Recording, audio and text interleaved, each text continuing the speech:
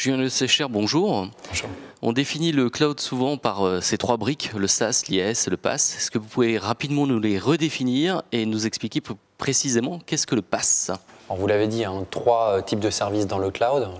L'infrastructure as a service, c'est de l'hébergement de machines virtuelles. On fait, on va dire, évoluer son data center pour l'optimiser et réduire les coûts. Le platform as a service, là le prestataire remonte son niveau de responsabilité et il va jusqu'à gérer le système d'exploitation, chose qui n'est pas faite dans le cadre de l'infrastructure as a service. Et enfin le software as a service, où là c'est le logiciel à la demande, à la consommation pour les utilisateurs. J'ai l'habitude de définir très rapidement ces trois types de services par trois types d'audience. L'infrastructure as a service pour les IT pros, le platform as a service pour les développeurs et enfin le software as a service pour les utilisateurs finaux. Alors qu'est-ce que peuvent faire les développeurs sur le PaaS? Alors déjà c'est un bon point, c'est-à-dire que le PaaS s'adresse aux développeurs, ça leur fournit en fait un environnement de développement, de déploiement à la demande.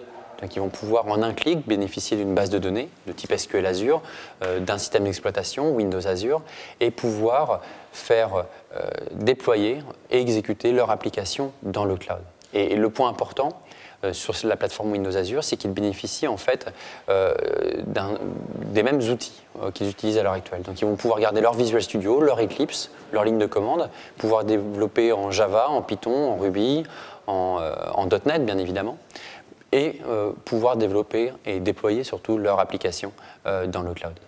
Alors que faire pour passer le pas du PaaS? Alors, premièrement, je pense qu'il faut regarder, il faut tester.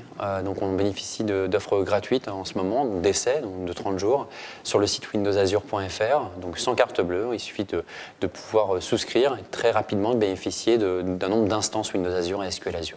Julien Le Sécher, merci. Merci.